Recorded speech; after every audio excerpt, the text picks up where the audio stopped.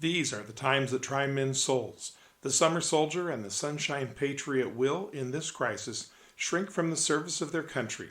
Those are the words that Thomas Paine declared in the opening months of the Revolutionary War. Welcome to Time of Reason, friends. Let's stop and think about that statement and how it may apply to our time. We are in a very hard place as a nation. There are multitudes who are ready to explode in anger because of the situation that has been festering and that has now broken out in astonishing events the last few weeks. I want you to consider carefully what will be the consequences if we take the step that Paine was encouraging. In my view, this nation is going to have a civil war. When that happens, it won't be neat and tidy like either of the previous wars because the enemy isn't gathered near Boston or identified by secession of states. We are mixed up together in every state, in every county, in every city. It will be a time of disastrous death and horror. Once it begins, if you are in heavily populated areas, there will not be a way to keep your family safe. I invite you to consider these verses found in Jeremiah 4. Declare in states and proclaim in the nation, and say, blow the trumpet through the land, cry aloud, and say, assemble, and let us go out of the fortified cities. Raise a standard toward the wilderness, which is Zion. Flee for safety, stay not. For I bring disaster from the north and great destruction. A lion has gone up from his thicket. A destroyer of nations has set out. He has gone out from his place to make your land a waste. Your cities will be ruins without inhabitant. For this put on sackcloth, lament and wail, for the fierce anger of the Lord has not turned back from us.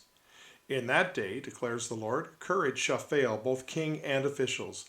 The priest shall be appalled and the prophets astounded. Yes, that was altered to apply to our situation. The answer for the dilemma we face can be summed up in this significant quote from the movie War Games. The only winning move is not to play. If we desire not to fight and kill our neighbor, if we are determined to not witness the horrid deaths of our family members, we must flee from the cities and go to places of safety. Indeed, we are counseled to flee Babylon so that we are not destroyed. This is a battle of good and evil. We must get our hearts right with God and receive Him and His counsels in our lives. Ask Him to know where your family should go. Be willing to follow the promptings He gives, even though many times it is very difficult, even excruciating, to drop everything and go. If we don't respond, we don't have His protection. Have we not been warned that there will come a time when we will have to flee to the mountains and not go back to the houses to get our cloak? That happens when the abomination of desolation stands in the holy place. We all feel that coming.